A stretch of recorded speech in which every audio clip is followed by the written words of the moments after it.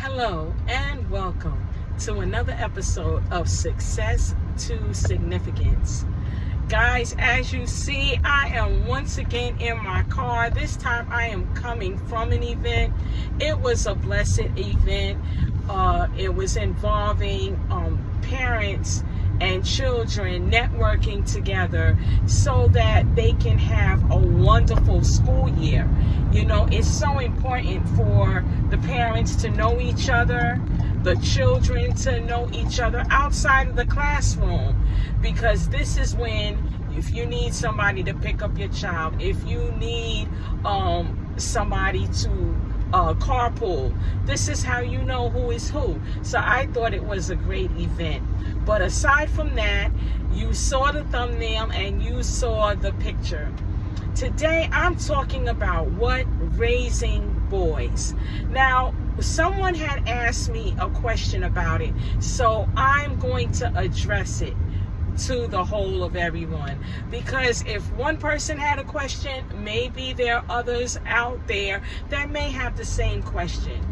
And I'm particularly talking about boys today because the next time I'll talk about girls, because if you follow my channel, you know that I've had both.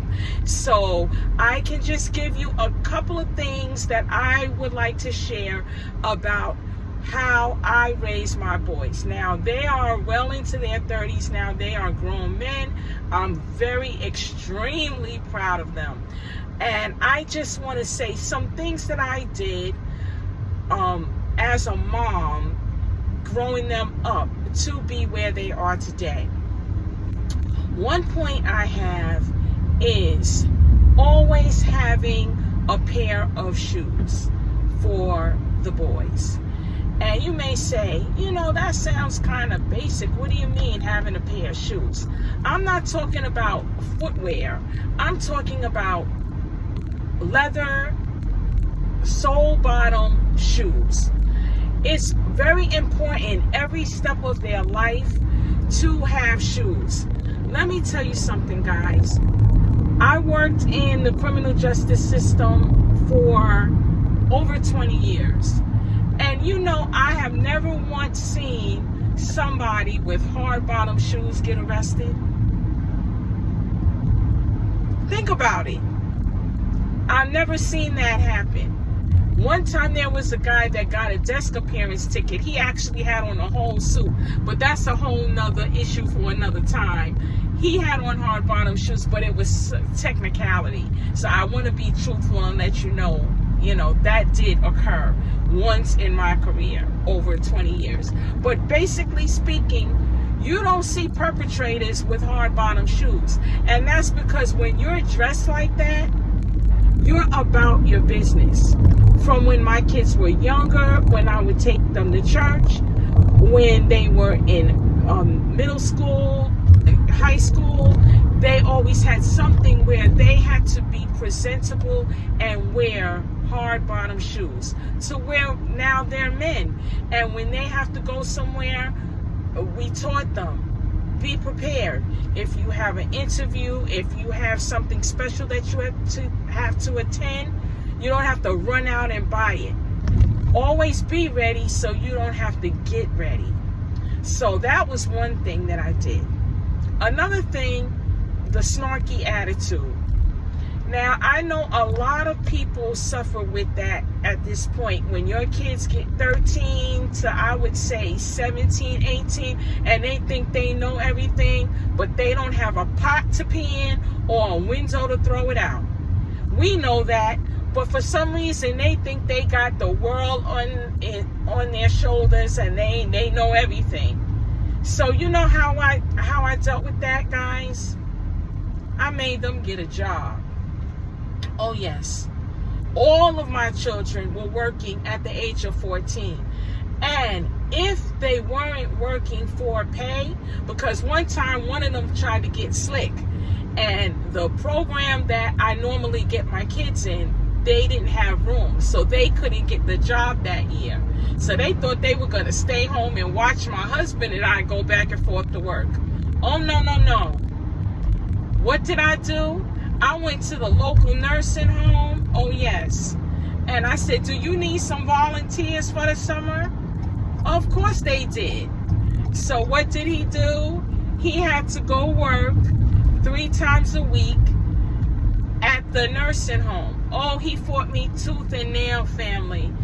Why I gotta be with them old people? Why do I have to do it? But let me tell you, he went and got, I think he was required to get his tetanus shot or something.